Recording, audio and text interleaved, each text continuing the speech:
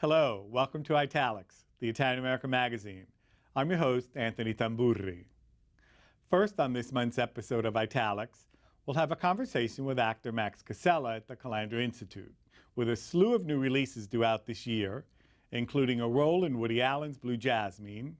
Slated for cinemas in July and already garnering Oscar buzz, we'll talk to Max about his roots, discovering his Italianness, and his lifelong career on stage and screen, rich with an eclectic range of characters. Next, we'll join Italics correspondent Lucia Grillo at various venues around town for In Scena, Italian Theater Festival, an official part of the Year of Italian Culture in the United States.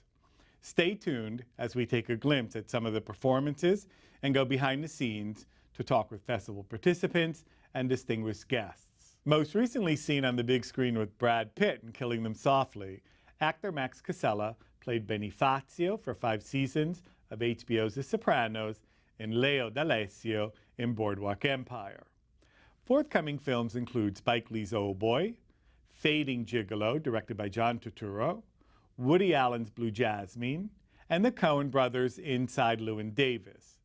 On stage, Max has appeared in critically acclaimed productions on Broadway and off, from Shakespeare to Beckett, to adapting Italo Calvino's Fiabe Italiane with John Turturro, and touring Italy. Max gave an award-winning performance in the original cast of The Lion King. He also is a protagonist in Mr. Turturro's film Passione, an homage to Neapolitan music. Max first became widely known to audiences with his portrayal of Vinnie Del Pino on the hit series Doogie Howser, M.D. We're here with Max Casella. Welcome to Italics. Thank you. Let's start from the beginning.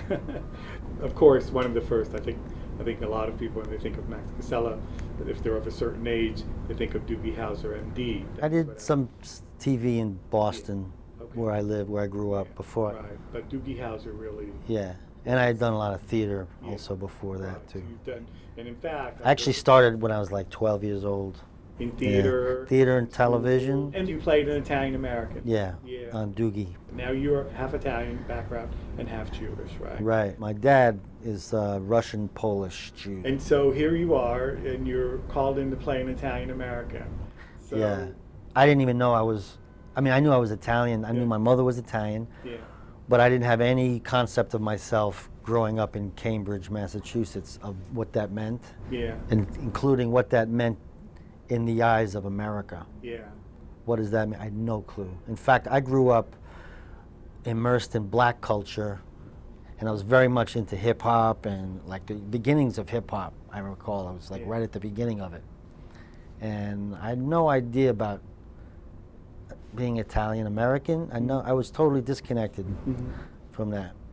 And then I was playing this Italian American character, Vinnie Del Pino, and like what I thought was just me, all of a sudden I'm realizing like, oh, they think like I'm this part of this whole, what would you call it, cultural stereotype. Yeah. And I was just like being my mother's son, you know, and I have, you know, my voice was my voice, and it's a very confusing. And then I figured out quickly, oh, there's this whole Italian-American Goomba cultural thing. I had no clue about it. None. I didn't grow up in it. But when they asked you to do Doogie Howser, and they said you're going to play this kid named Vinnie Del Pino, right? Yeah. What came to your head? Nothing. Nothing. Yeah. Yeah. And as they wrote the part. Well, as I figured out, like, I'm in this group of people, so I started going, oh, okay, that's who I'll be. I'm on the show, getting paid a lot of money, and they think I'm this guy. So you continued to play, obviously, you know, you're in The Sopranos. Well, now I'm like, I'm in this box. But not all the time. You know, not all the time, not all the time.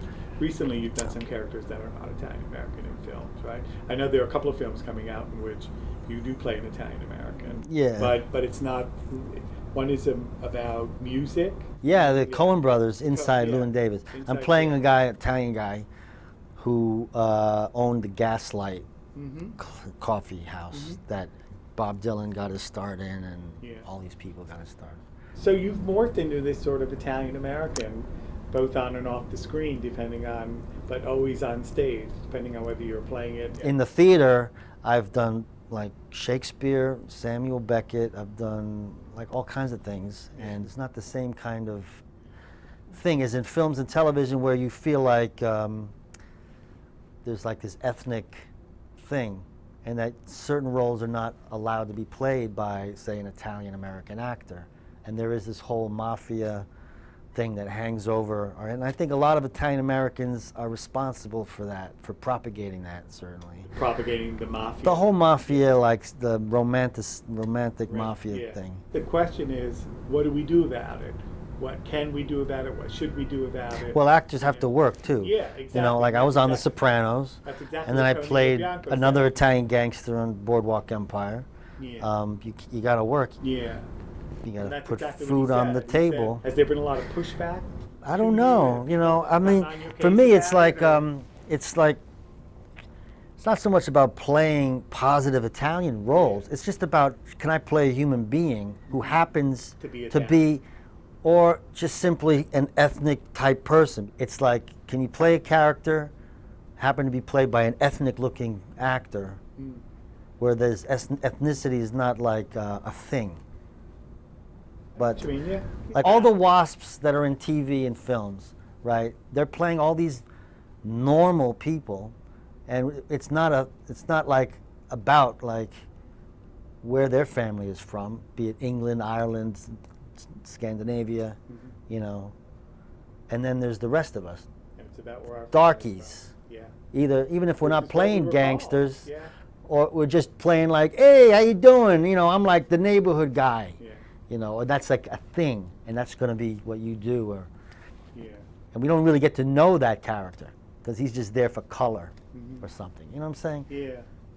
I'm not saying like I'm on a crusade to play, you know, positive Italian characters, because I don't have an axe to grind about bettering the image of the Italian Americans. I mean, I get revolted when I see all the Jersey Shore and all this, you know, making fun of like poor people, Yeah. basically, being buffoons. Right. Right, and then there's Mob Wives, there's all this other.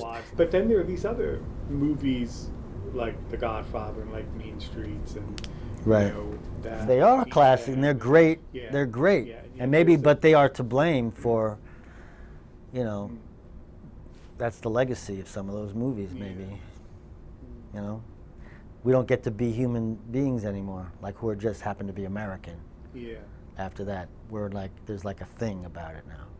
Now you're like Italian guy, Yeah. and all that means. It's part of, whether we like it or not, this is part of our culture. The thing is that these Guidos, this thing, if you go to any country, right, this is about being low class. You go to Russia, right, you'll see Russian Guidos. I don't know what they would call them there. Right. It's a class issue. It's class. Class. And this country loves to make fun of the lower classes. Yeah. It's like, let's look at these, particularly ones who have money. Look at how crass these people are. You know, it's really about class. When they say like homeboys with the pants down here, you know, oh, I'm scared of black people. Well, no, you're not actually. You're talking about like class, poor people. Poor people. And an image that's been created to make you think Right. it's fine. I'm not talking about like, let's pretend we're not Italian, or let's make us be only Italians who are, you know, perfect, upstanding humans. I'm only saying like, my experience, I'm only half Italian, but being sort of in an actor in America now, I deal with, it has a negative sort of, I deal with it. When you decided to turn it up during the doobie. Yeah. Since then, you know, Yeah. I have a greater sense of what it means to be Italian American and Italian. I only just started really immersing myself in Italian culture with John Turturro when we did Souls of Naples, which was the English translation of Questi Fantasmi by Eduardo Di Filippo. Okay. We did it off Broadway here, then we did it in Naples there, and that's when I started to find out about you know, Italy. modern Italian culture, as well as, you know, as well as more about the older Italian culture. But you also did Passione. You were And Passione, yeah, that was all about Neapolitan music. music. So I immersed myself in all that stuff, and we were filming it there. And I also did co-wrote a play with John Turturro and Kathy Barwitz, his wife, and Carl Capitorto, called Italian Folk Tales, which was based on Italo Calvino's volume. Right. And we did that a month in Torino, and then Napoli, and then back up in Milano. So, and that was a lot of music. In fact, I did I picked all the music from that. I went through every one of Alan Lomax's field recordings and picked out like true Italian folk music to go with the Italian folk tales. And we used them in the show. So I immersed myself in a lot of that stuff. For Passione, there's a little skit that you're involved in. I sung on a few of them. I did Tamariata Nera, and which I think in Passione was like the first time that somebody illustrated the origin of that song, which is based on Pistol Packin' Mama, that Al Dexter song. So I sang Pistol Packin' Mama over with Pepe Barra singing Tamariata Nera, and we would like in a sort of,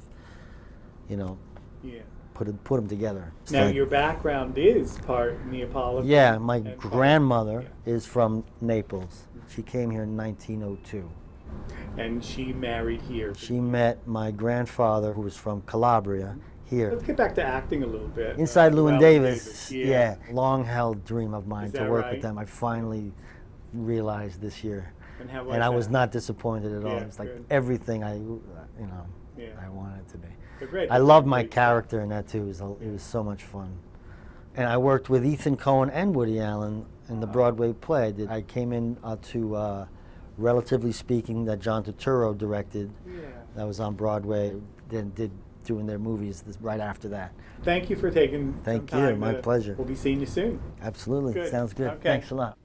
Next, we'll go to Di Capo Opera in Manhattan and Casa Belvedere in Staten Island with Lucia Grillo for some theater Italian style. The audience, the people, they didn't know really Italian theater. Of course, there are authors that are known, but the majority, 99% of what we have, the treasures we have in Italy, being actors, authors, playwrights, set designers, directors, no one knows it. And because I go back and forth, and because I grew up in Italian theater, I grew up doing it Italian theater, seeing it Italian theater. So I thought people really need to see Italian theater. But then you have these wonderful, fantastic boroughs where there are a lot of people who are really eager to see something different, to know more. And in fact, I had such excitement about the 5 boroughs idea that it was it's just a reward itself already. For the opening night, we presented an excerpt from a longer piece, a full evening piece called Mediterranean Voices. We decided that we wanted to expand our collaboration and make sure that the Queens, our Queens community would basically benefit from having a major event like this in our neighborhood. So we decided with Laura to honor Mario Fratti, which is the quintessential go-to person in the Italian theater representation in the States. And we created the event, a tribute to Mario Fratti, with 3 of his plays. I'm always happy to be part of the Italian theater. I love the Italian theater. Now, if I ask anyone, give me the name of 5 Italian playwrights, nobody knows. Unfortunately, the critics don't help the Italian theater. So what Laura is doing and I am doing is trying to propose new playwrights, to indicate them, to save them somehow, and we give them satisfactions, I succeeded in publishing 12 of them, and we have done performances of many of them. And Laura, she's incredible, she's a dynamo, And also she has this idea, the first time we did it together, to have any play in Italian and in English. So the audience, an English audience, first knows the story, and then he listens to the Italian. And she falls in love, the audience falls in love with the Italian language. As a child, reading Tennessee Williams and reading Rose Tattoo and wondering why did this American writer write this part for this Italian woman? It's perfect. And that spoke to me because of my own background culturally, being the product of an immigrant father and living as an Italian in America and trying to reconcile those two things, you know. So I did some serious inquiry and research and a thesis paper in college and began to discover that the relationship was far more complex than anyone else had really bothered to investigate or discover. And gradually over years, after this thesis was written, came a play, and Roman Nights, and Lydia and I met in Rome, and we became instant friends. And when I wrote the part, because Anna to me is both a character and a person, so it's very difficult for outsiders to understand that, you know. But she's a character as much as she is Anna Magnani, the person. I have to confess you, I received your script, but at first I thought they were from William from Tennessee. And I don't know anyone named William from Tennessee. I tell you, I don't work with people that I don't know and that I don't trust. Anna is a person, and her story is a person, as a mother, as an actress, as a woman, fighting a world at the time that was not very friendly to women, not very friendly to foreigners. Yeah. Because now it's so easy that Because now it's così everything is facile. done. Yeah. It's given to us, Right. the women. Yeah. Nothing changed almost. Which- That's why it's easy to play Anna Yeah. at this moment for me. We have the same problem at the same time, at different times. No, but that's true. That's what's really interesting, is that it isn't much easier. And so the story, I think, is as relevant as ever, you know? 60 years later, the story is relevant because it's a single mother, which we're dealing with now. You know, the glass ceiling, the kind of patriarchy, and, you know, trying to kind of tell women what they should be and how they should be. These are things that we're still fighting with 60 years later. And who more relevant than this great actress from Rome, una Romana di Roma, as we say, you know, a real Roman, and who's a single mother and who's lived the life. She's walked the walk. Me, a feminist. Listen, I was a feminist before the world was invented. It was not even born. I fought my whole life to be shoulder to shoulder with men, to be equal. And I still don't understand why men get paid more than women. Why Brando and Marcello have to be paid more than me? Imagine that even Rossellini for Open City wanted to pay me less than Fabrizi. And at that time I've done 18 movies and he only have done 4. And I said to Roberto, you're not gonna pay him just because he's a man, because we have equal parts and I want the same. It's 16 years I'm doing this and I still don't understand why men get paid more than women. No, I tell you, in life you don't get anything, including respect, unless you demand it. I mean, and then look at me. I mean, I don't really look like Brigitte Bardot or Elizabeth Taylor, or the other one, the poor Marilyn. Look what happened to her when she decided to stand up for her rights. No, darling, no, I don't believe in feminism. I believe in respect. If you don't give it to me, I'm gonna take it.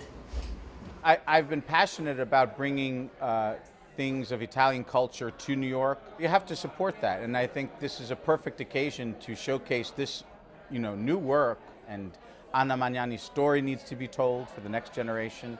And by the way, there is a man I will marry.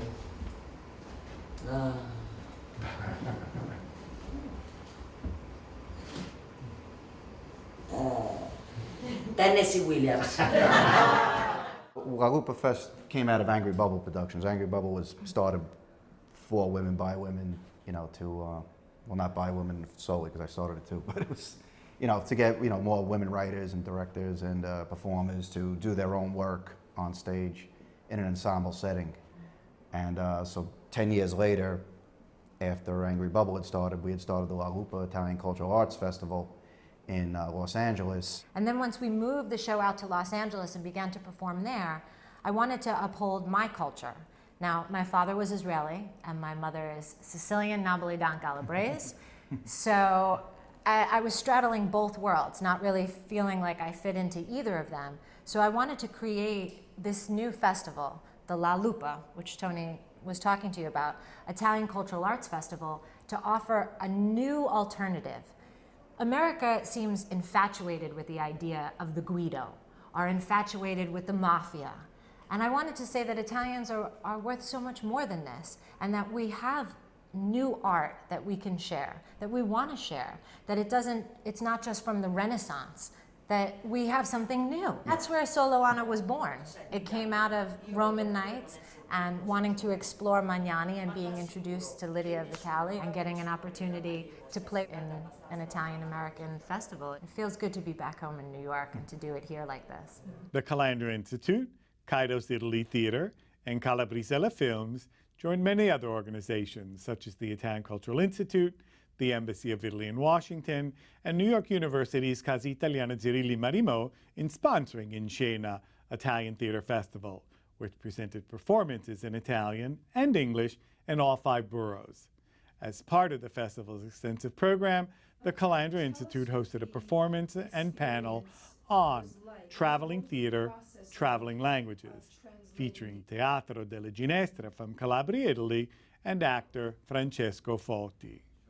Performing segments from their plays, Yennu Brigannu, or Once Upon a Time There Were Brigands, and New York, New York, the actors, along with In Scena's artistic director Laura Caparrotti, led a panel discussion on the age-old question among thespians and dramaturgs, to translate or not to translate. Noi comunque facendo teatro abbiamo un nostro linguaggio con cui dobbiamo comunicare con gli spettatori, con il pubblico, e quello che dobbiamo fare è questa codificazione da una parte letterale o letteraria ad una parte che sia attuale. E pertanto penso che anche lo spettacolo che abbiamo fatto l'altro ieri al Di Capo, probabilmente in alcune sfumature, forse chi non parla bene l'italiano, non tanto il calabrese, forse gli è sfuggito qualcosa, però nel contesto, nell'insieme generale, che è arrivato il senso di quello che noi volevamo raccontare. On Italics News, we joined Calandra Institute staff in Albany for Italian American Day, where Annabella Sciorra was honored by the New York Conference of Italian American State Legislators. We are all proud to be Italian Americans, and I just want to say thank you to the state legislators for their support of the new John Calandra Italian American Institute under Dean Tamburri, and which is the only, really is the only institute in the country dedicated to Italian American history and culture. So when we talk about, you know, redefining what it means to be Italian American, that's the place to go. I've been to a number of events there, and it's a really outstanding organization, and deserves all the support it gets. Thank you very much. Consul General Natalia Quintavalle was also in attendance, and June 10, 2013 was proclaimed Italian American Day in both the Senate and the Assembly.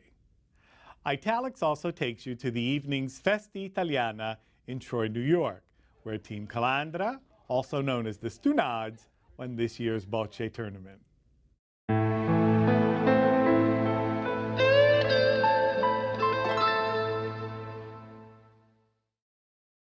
Let me tell you something.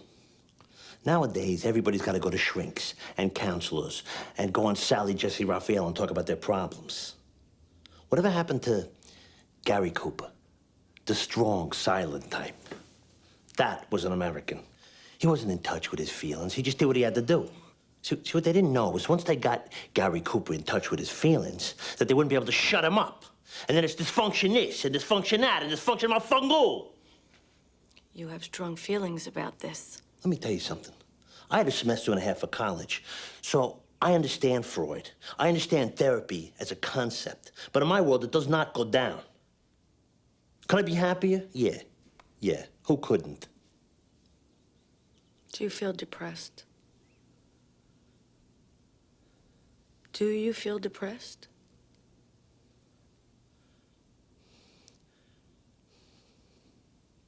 Since the ducks left. I guess. The ducks that preceded your losing consciousness. Let's talk about them.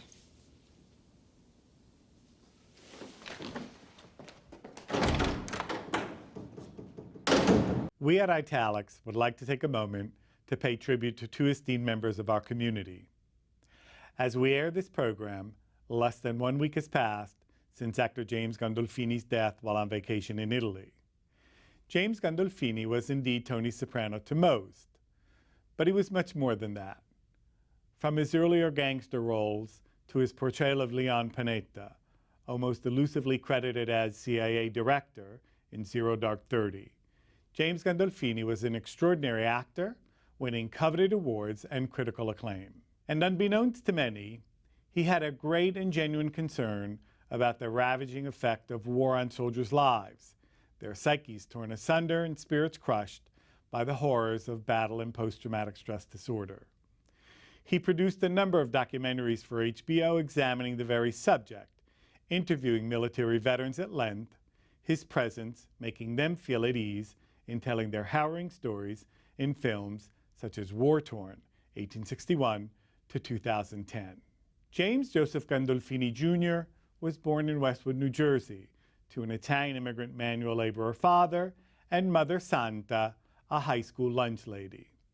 He graduated Rutgers University, and after working as a truck driver, bartender, and such, he discovered acting at age 25.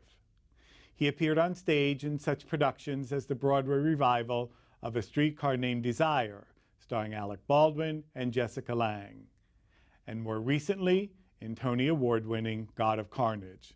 With his combination of charm and streetwise abrasiveness, Mr. Gandolfini found his niche in roles such as Bear in Get Shorty and Virgil in True Romance. But it was his role as Tony Soprano in David Chase's The Sopranos that brought him to the attention of the world through the magic of television. His presence will be missed on stage, on screen, and in the greater community. We within CUNY have lost one of our own. Giuseppe Di Scipio, professor of Italian and comparative literature at Hunter College, passed away this past June 15th. Pino, as known to most, was a consummate scholar, a mesmerizing teacher, and a most able administrator. During these past few years, he waged a courageous battle against an illness that eventually took him from us. Rest in peace, Pino. We'll miss you.